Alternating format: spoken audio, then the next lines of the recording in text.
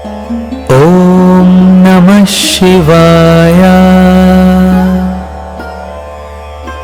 भक्तों, वेदवाणी चैनल पर आपका स्वागत है। आज हम प्रस्तुत कर रहे हैं शिव पुराण श्रवण की विधि का पावन अध्याय।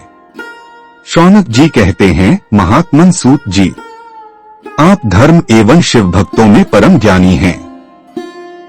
कृपया हम पर कृपा करके कल्याणमय शिव पुराण के श्रवण की विधि बताइए, जिससे सभी श्रोताओं को संपूर्ण उत्तम फल की प्राप्ति हो।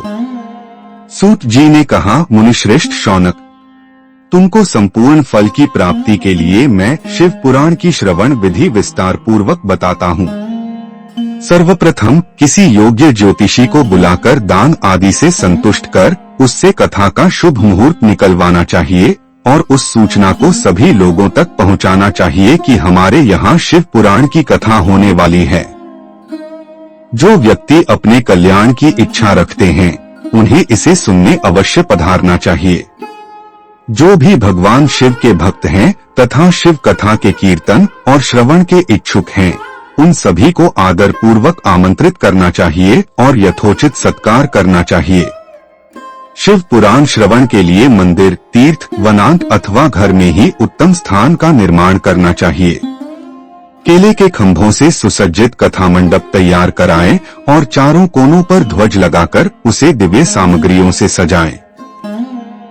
भगवान शंकर के लिए श्रद्धा पूर्वक एक विशिष्ट आसन का निर्माण करें और कथावाचक के लिए भी आदर पूर्वक आसन की व्यवस्था करें। नियम पूर्वक कथा सुनने वालों के लिए सुयोग्य आसनों की व्यवस्था करें और अन्य जनों के बैठने की भी समुचित व्यवस्था होनी चाहिए। कथावाचक ब्राह्मण के प्रति कभी भी बुरी भावना न रखें। संसार में ज्ञान और गुणों के कारण बहुत से गुणी होते हैं, परंतु उनमें पुराणों का ज्ञाता ही परम गुणी माना जाता है। पुराण वक्ता ब्राह्मण पवित्र, शांत, साधु, ईर्ष्या रहित, संयमी, विजय की भावना रखने वाला और दयालु होना चाहिए। ऐसे गुणी पुरुष को ही इस पुण्यमयी कथा का वाचन करना चाहिए। सूर्योदय से 3:30 पहर तक, लगभग प्रातः 4 बजे से दोपहर 12 बजे तक कथा वाचन का उपयुक्त समय होता है। जिस दिन से कथा प्रारंभ होनी है उससे एक दिन पूर्व व्रत कर लें।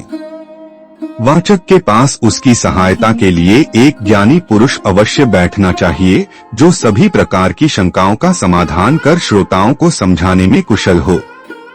सर्वप्रथम गणेश जी का पूजन करना चाहिए।